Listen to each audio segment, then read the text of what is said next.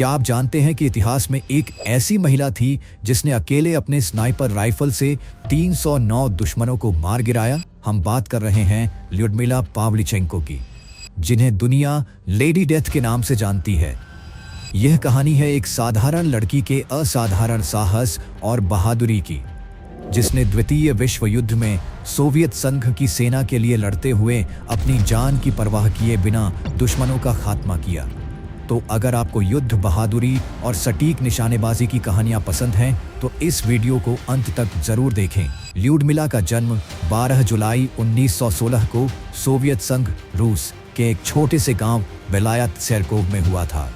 बचपन से ही वे बेहद जिद्दी और मेहनती थीं।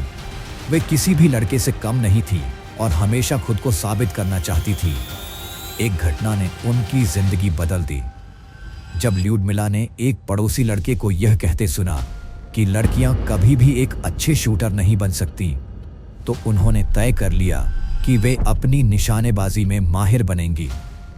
उन्होंने एक स्थानीय शूटिंग क्लब ज्वाइन किया और जल्द ही इतनी कुशल हो गईं कि निशानेबाजों की प्रतियोगिताएं जीतने लगी।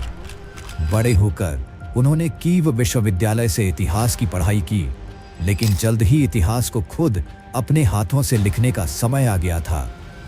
1941 में जब हिटलर की नाजी सेना ने सोवियत संघ पर हमला किया तो पूरे देश में कोहराम मच गया। लाखों लोग सेना में भर्ती हो रहे थे, लेकिन महिलाओं को युद्ध लड़ने की अनुमति नहीं थी। जब ल्यूडमिला पावलीचेंको सेना में भर्ती होने गईं, तो अधिकारियों ने उन्हें एक नर्स बनने की सलाह दी, लेकिन ल्यूडमिला ने कहा, मैं यहाँ घायलों की सेवा करने नहीं बल्कि दुश्मनों को खत्म करने आई हूँ। उनकी दृढ़ इच्छा शक्ति देखकर सेना ने उन्हें एक स्नाइपर के रूप में भर्ती किया। ल्यूडमिला की पहली तैनाती ओडेसा के मोर्चे पर हुई। यह युद्ध का उनका पहला अनुभव था। उन्होंने अपनी पहली ही लड़ाई में 2 जर्मन सैनिकों को मार गिराया। धीरे धीरे उनकी सटीक निशानेबाजी और निर्भीकता की खबरें फैलने लगीं।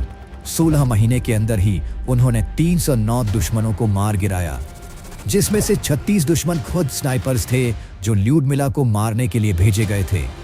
उनकी घातकता के कारण जर्मन सेना ने उनके बारे में प्रचार शुरू कर दिया और उन्हें लेडी डेथ कहा जाने लगा। लेकिन असली परीक्षा अभी बाकी थी।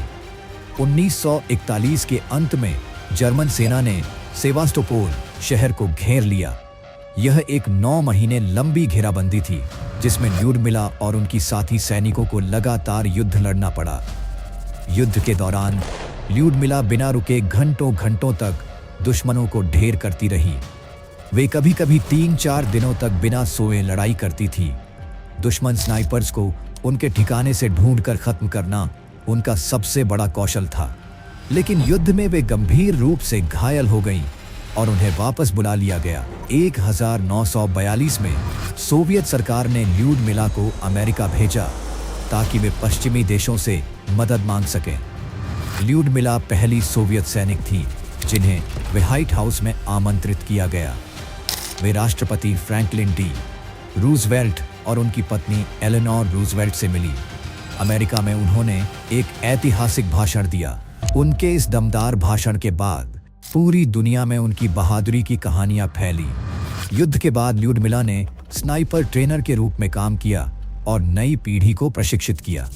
उन्हें कई बड़े सम्मान मिले, जैसे hero of the Soviet union, golden star, medal order of Lenin. 10 अक्टूबर 1974 को 58 साल की उम्र में वे इस दुनिया को छोड़कर चली गईं, लेकिन उनकी बहादुरी और लेडी डेथ की कहानी आज भी जिंदा है।